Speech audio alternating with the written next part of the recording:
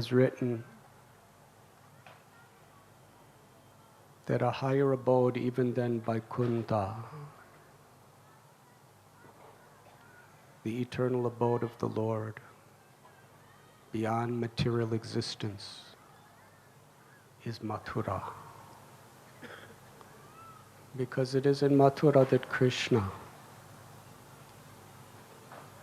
the Supreme Personality of Godhead, appears within this world.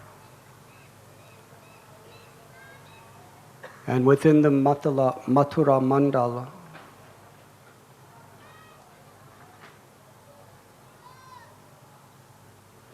the most special place is the forests of Vrindavan, where Krishna performs his most intimate pastimes, including the Rasa Lila.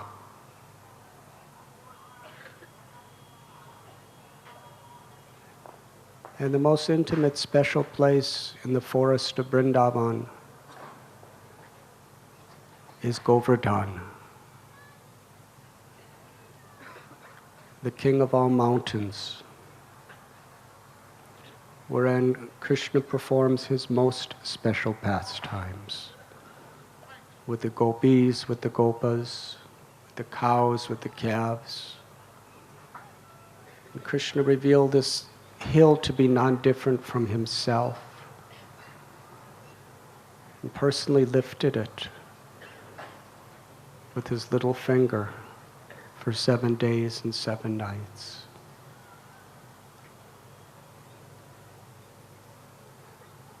And the most special place within Govardhan is Radha Kund, where Srimati Radharani's love fully manifests in a liquid form. And just as her love is most dear, in fact conquers the heart of Krishna, in the same way this Radha Kund is dear to Krishna.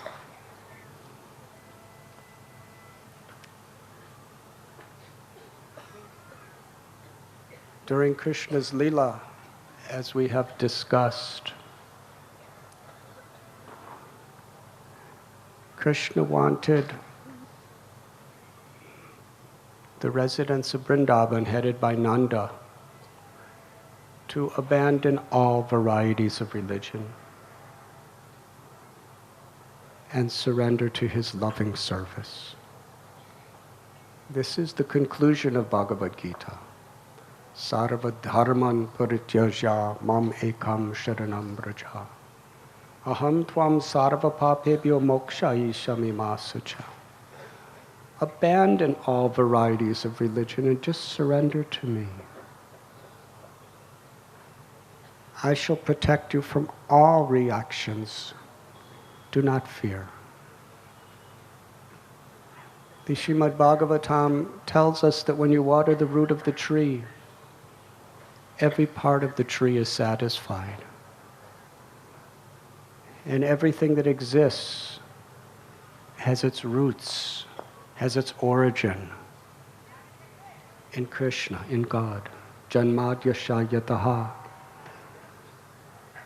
The absolute truth is from whom everything emanates. When we water the root of the tree, the leaves, branches, twigs, bark, everything is satisfied. When we satisfy Krishna, Devarshi bhutaptinanam pitiranam, there's a beautiful verse in Bhagavat that tells we fulfill all our obligations. All of the devatas, all of the spiritual or religious principles, all living entities, our forefathers, mothers. By satisfying Krishna, everything is fulfilled.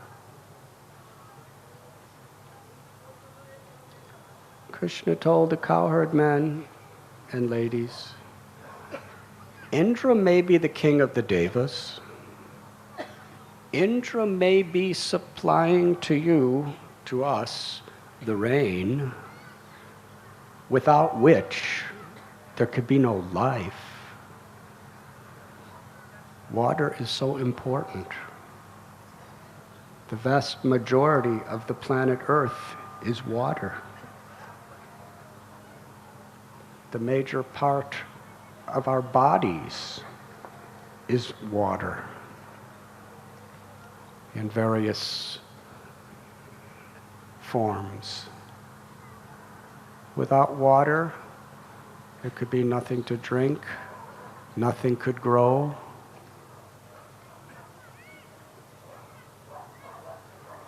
When we live in the cities, sometimes we're so disconnected from the reality around us that we think that water comes from the tap that we turn on. And food comes from the marketplace that we purchase it. But the reality that all food is coming from the earth, and earth can only provide food when there is sufficient water. Drought is devastating. We have been to villages in India where there have been massive droughts, and it's practical devastation. Utter poverty where there's drought. So here is the demigod, the Deva, who was supplying water. And the Brijabasis are farmers, and they take care of cows. So they are very directly aware that rain is not only their occupational sustenance, but their survival. And so many generations, there was this puja to show gratitude and honor to the person who gives us water. What it really comes to is a sense of gratitude. To acknowledge those people that are helping us so much. There could be no love without gratitude. Culture within human civilization is very much about having the decency to honor, respect, and be grateful to people who help us. Parents help us. The mother, what she goes through while we're in the womb, so much trouble. But in the Vedic culture, there's celebrations and festivals for different stages of pregnancy, where actually the mother is feeling very happy, and she's celebrating the different transformations that are taking place within her own body, because she's not just seeing it as something ordinary. You see, where there's affection, it could transform what appears to be pain into bliss. Bhaktivinoda Thakur offered a beautiful prayer that the difficulties, the trials, the tribulations, and even the sufferings that I endure in serving you, Krishna, is my greatest happiness. When we endure difficulty for the ones we love, our happiness is in pleasing the one we love. If a mother, even going through pain, is thinking, through this pain, I'm nourishing, I'm protecting, and I'm helping my child, there may be pain to the physical body, but it brings pleasure to the heart. And real happiness is a thing of the heart, not a thing of the body and mind. Real happiness has its origin in the soul's love for Krishna. So what Krishna was asking the Brijabasis to do was something very radical, to completely disrupt a tradition that had been honored, to respect and show gratitude to the great King of the heavens who supplies rain for our sustenance, to worship a mountain. The cows, the Brahmins, and Govardhan Hill. And because the residents of Vrindavan, ultimately, whether they lived or died, was a detail.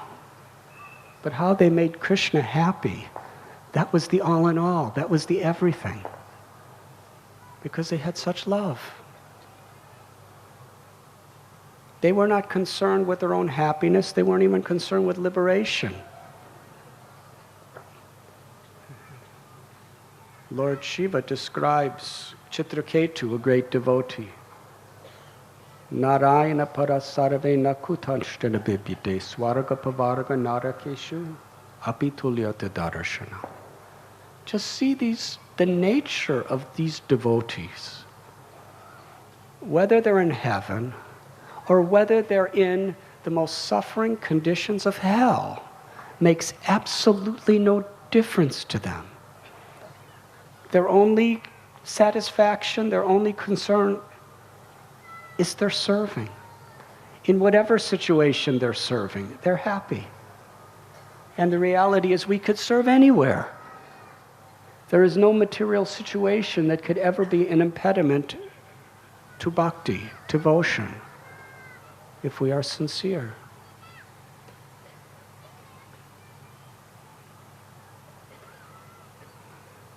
So for the pleasure of Krishna, they were willing to disrupt the most major religious observance they did all year.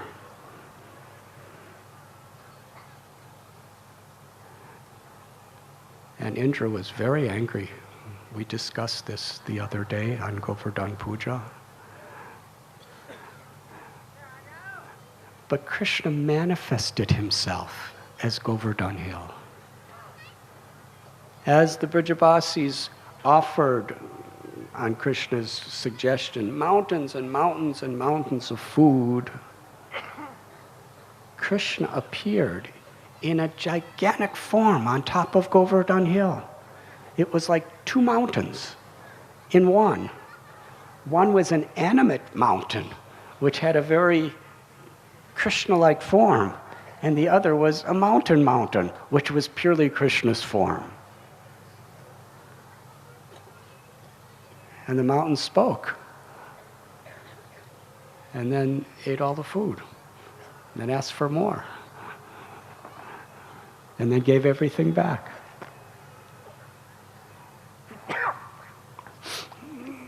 And it was such a festival. The festival of all festivals. The Brijabasis, led by Krishna and Balaram, they circumambulated Govardhan Hill, and that was the first parikrama. And since that time, the greatest saints, simple farmers and devotees, avatars, have come to this place to worship Govardhan. It is considered a most conducive place for the awakening of bhakti. In Sri Giriraj,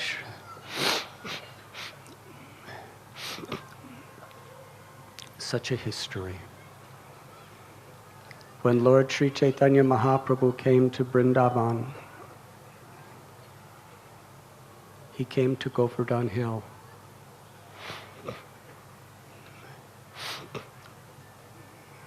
He was embracing the stones because he was seeing each one of them was personally the body of Krishna. Now that was just 500 years ago. So we can understand from a physical perspective, Govardhan Hill was looking very much the same as it is today. The same stones that we're seeing on the Shigiriraj are the stones that Lord Chaitanya Mahaprabhu was seeing. But he was in the height of his ecstatic love, Sri Radha's love for Krishna, because he was seeing that the mountain itself was the full-fledged body of Krishna, and every single little stone, big and small, was the body of Krishna. He was embracing and weeping. And out of his honor, he would not walk on the Govardhan Hill because he considered this is the body of my beloved Lord. Ishvara Parama Krishna Sachit Ananda Vigraha. This is an eternal spiritual truth. We are different than our body. This is the most fundamental principle of spiritual knowledge. You are not your body. You are the eternal soul that gives consciousness and life to the body. Dehinosmin yata dehe komaram yovanam jara. The Gita tells, the soul is passing through all the different changes of childhood to youth to old age. And at the time of death, the Atma, the living force, moves into another body. The very basis of bondage and misery is we're thinking, I am this body, and we're trying to find enjoyment by giving satisfaction to the body. And Srila Prabhupada gives the example, it's like having a very nice cage for a bird and spending your whole time decorating the cage and completely forgetting to feed the bird. The bird is starving, suffering, and dying while we're putting ornaments on the cage. That is human civilization as we know it. We work so hard for these gross and subtle bodies of the physical and mental bodies, but we neglect the need of the soul. The Atma is hungry, is starving to taste the infinite, all-attractive, sweet love of Krishna, of God. The very propensity, the nature of the Atma is to ecstatically feel the happiness of giving its whole love to Krishna. And giving our whole love to every living being who is part of Krishna.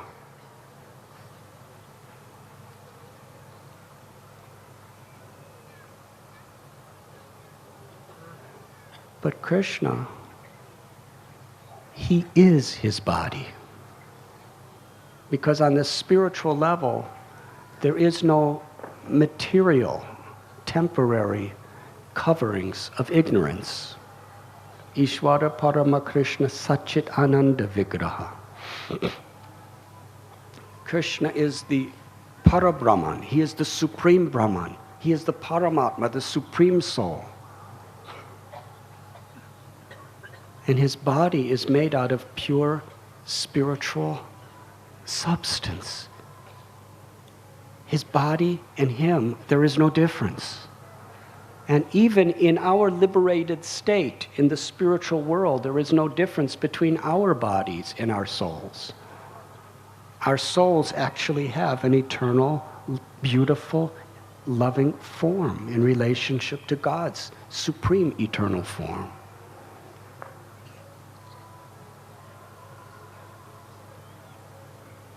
So when Lord Chaitanya was seeing Govardhan Hill, he was seeing Krishna, his beloved. It wasn't just a matter of making an offense to Krishna by stepping on him or being disrespectful. That's a very preliminary state of trying to live according to spiritual principles. But out of love,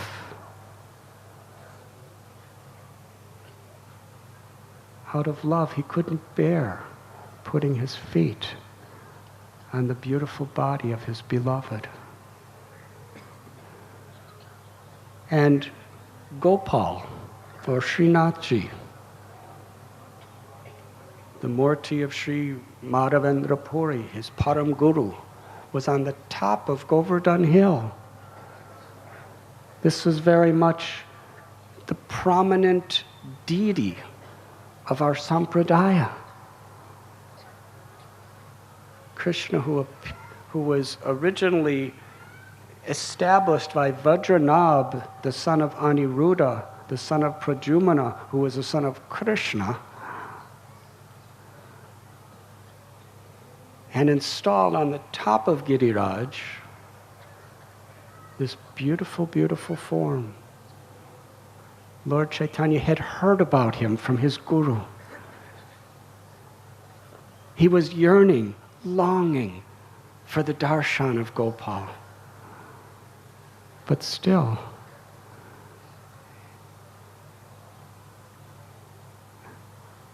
out of love for Giriraj, he could not go on that hill.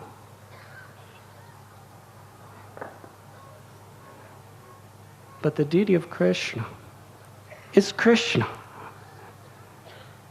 And in the role of a devotee, Lord Chaitanya Mahaprabhu was yearning for Krishna, and Krishna was yearning for Lord Chaitanya.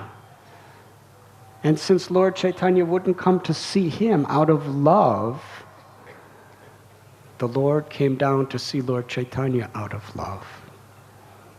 And he played a very, very beautiful pastime where there was a rumor. And in that rumor, it was spread that there was an army of invaders that were coming to Govardhan to destroy the deities in the temples. So the pujaris, the priests, secretly brought Sri Gopal off the hill. And as soon as he came down to the ground level, Lord Chaitanya was there to greet him. And they went to a special little secret village. And Sri Chaitanya Mahaprabhu, the whole time Gopal was in that village, Lord Chaitanya was worshiping him, offering his body, mind, words, love, dancing in sweet ecstasy, and giving the highest pleasure to Krishna by inducing everyone in the village all around to join him in the Sankirtan of the holy names.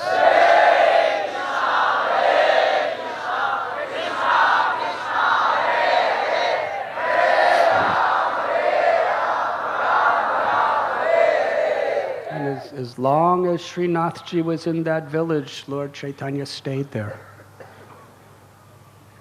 And when everybody understood that there was actually never an army that was ever even planning to come, it was just a rumor, then they brought Krishna back, and Lord Chaitanya was dancing and singing with his arms raised in kirtan procession, and when they came to the foot of Giriraj, Lord Chaitanya bowed down as Gopal climbed the hill with his devotees to be placed back in his temple. And since that time, 500 years ago, those who follow Lord Chaitanya, Mahajano Yena Gatasa Panta, the path of perfection is to follow in the footsteps of great souls.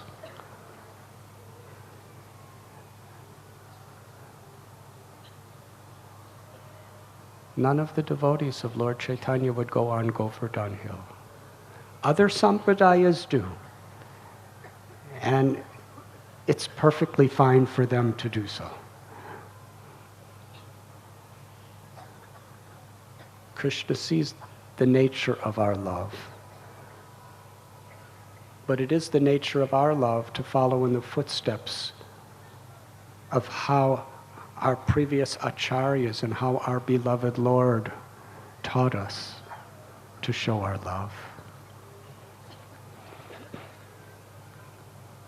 Rupa Goswami, Sanatan Goswami, Jiva Goswami, Raghunath Das Goswami. Raghunath Das Goswami lived most of his life right at Radha Kund. Sanatan Goswami lived a good portion of his life at Chakaleshwar Mahadev Temple, at Manasi Ganga. Year after year after year. Never once did they go on the hill. They would circumambulate it from around every day and worship with love and devotion Krishna in the form of Giriraj. But still, Srinathji Gopal was on top of the mountain, and they all longed to see him, but they wouldn't go up. Out of love for Gopal, they wouldn't go to see Gopal. Love can be a very mystical, mysterious thing. Because love is something that springs from the very inner depths of our souls.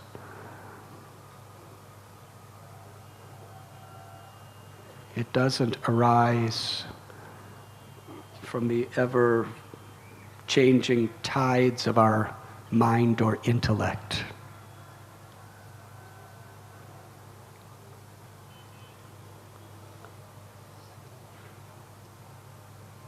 So Sri Gopal decided he was yearning to see his devotees. So again, there was another rumor, just like the other one. This is about 2 generations later. And he came down to Mathura to hide for over a month. And Rupa Goswami and Jiva Goswami, Raghunath Das Goswami and the Goswamis, they all lived there. And just worshipped Sri Gopal to their heart's content with pure love until he was brought back up in the mountain.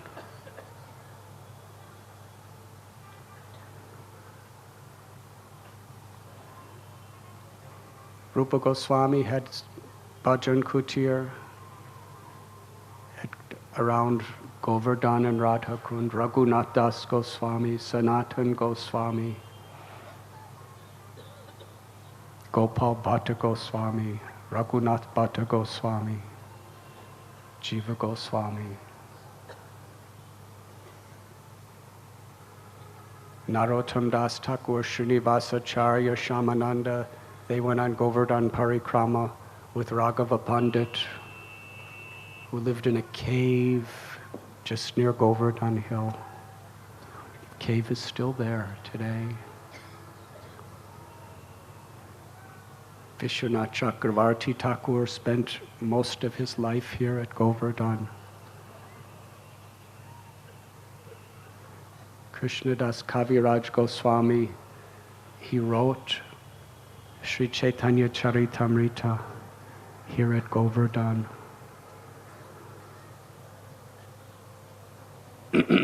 Many of the greatest Vaishnav literatures of our Goswamis and their descendants, Acharyas, were written here at Govardhan. Bhakti Vinod Thakur, Bhakti Siddhanta Saraswati Thakur, they had bhajan kutirs here near Govardhan. And our own beloved Guru Maharaj, Srila Prabhupada, whose disappearance day we are celebrating tomorrow.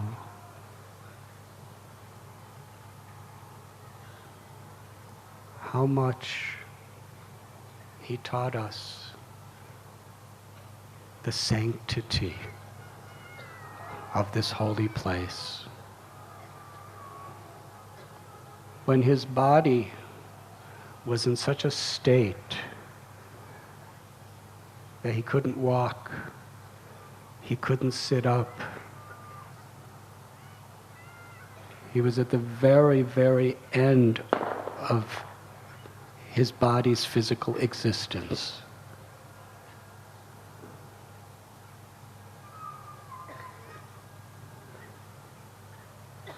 At that time, he told devotees he wanted to do Govardhan Parikrama. It's 14 miles around, 21 kilometers. They said, Srila Prabhupada, you can't even walk. You can't even sit up. And he said, take me on a bullock cart. That means a cart, wooden cart driven by oxen. And his doctor said, within the first few minutes, the shaking of an ox cart, he cannot survive. It's humanly, physically impossible. He cannot survive. And Srila Prabhupada was, no, take me. I want to do Govardhan Parikrama. What is Govardhan Parikrama? It's not a ritual. It's an expression of love. To circumambulate Govardhan Hill is a way of expressing the depth of love and gratitude for Giriraj. When Sanatana Goswami was doing his Govardhan Parikramas every day, even in his old age, he wasn't just doing it for his spiritual purification. He was doing it as an expression of his love. Can you imagine the troubles it takes?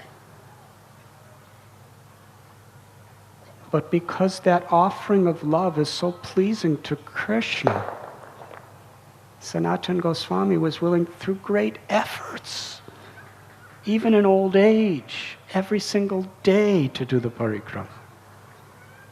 Because whatever I feel, Krishna's pleased. And Krishna was so worried about him because he loved Krishna so much. Krishna appeared as a little boy and said, "You're too old. You don't have to do this anymore." And Sanatana Goswami said, No, I promised Krishna in my heart I would do this every day, so I must do it. But you're so old and it's so difficult. Then the little boy, he didn't reveal himself as Krishna immediately. He went on the hill and played his flute and caused the mountain a stone to melt, and his footprint was there. And he came down and said, "Now, you see, this is Krishna's footprint." And this stone, every stone is as good as Govardhan, the whole mountain. So you go 7 times around this stone, and it's just as good as doing Govardhan Parikrama. And this is what will please Krishna. This was the nature of the relationship that they had. You see these physical bodies from the perspective of bhakti. Its purpose is an instrument to express our love, or in the neophyte state, our intent to love.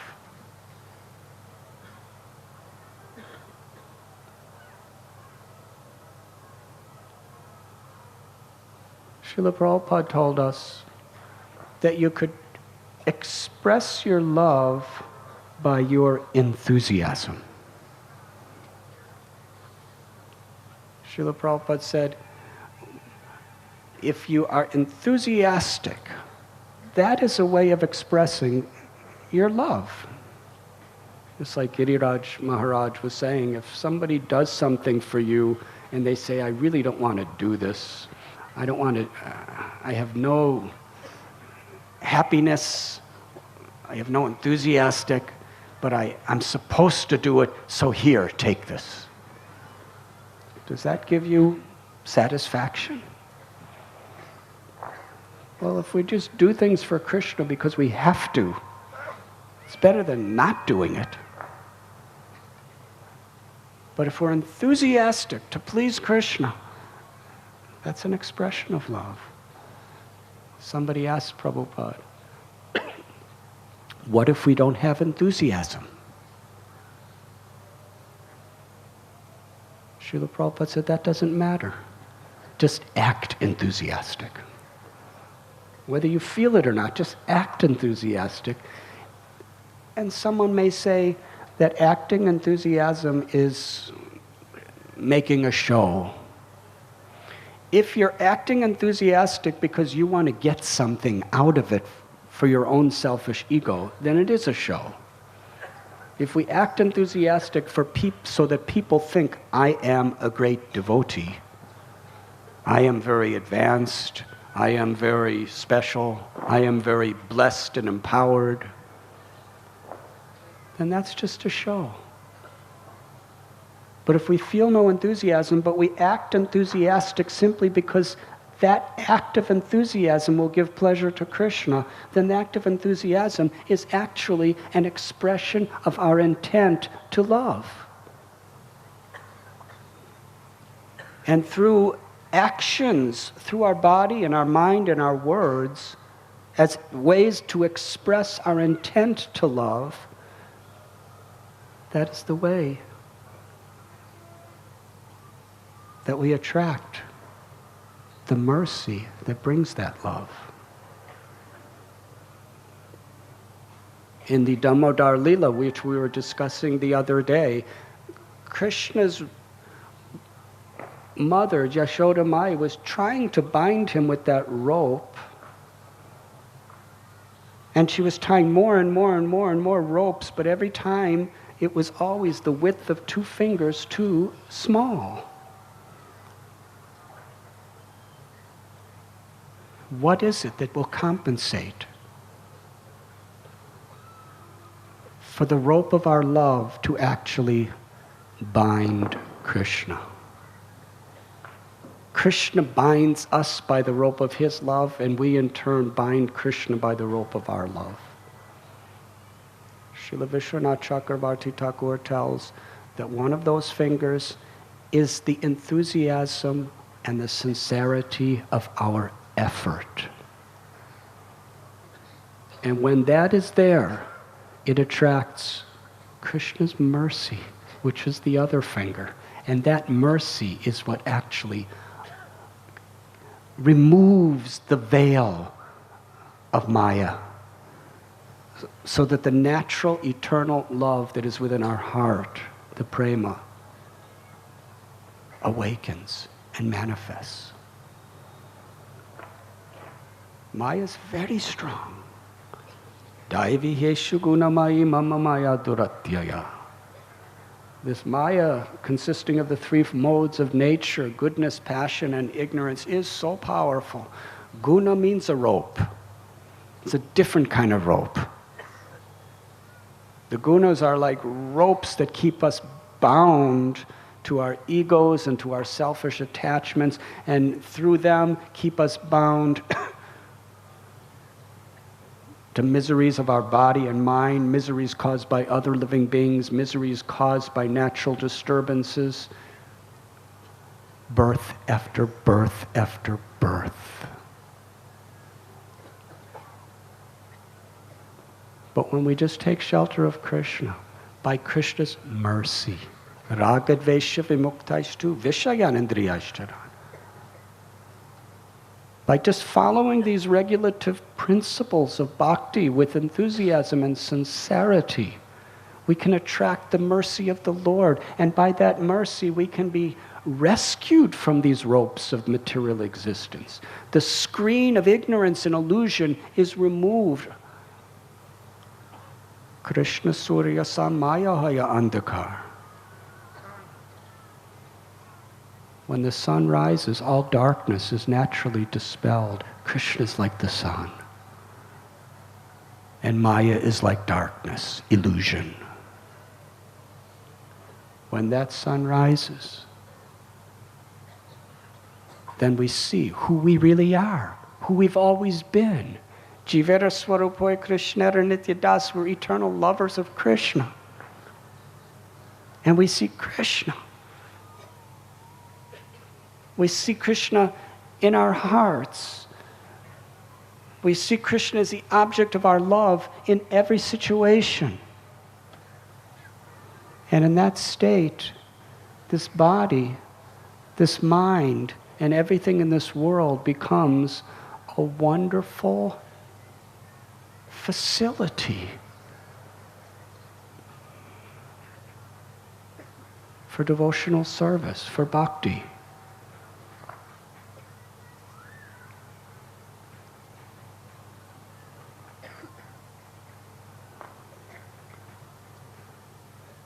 Within this world that we're living in,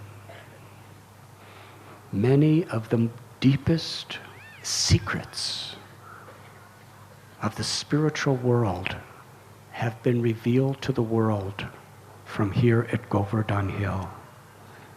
By Krishna himself, by Sri Radharani, and through their greatest loving devotees. Through their words, through their literatures. Raghunath Das Goswami was given that Govardhan Shila by Sri Chaitanya Mahaprabhu.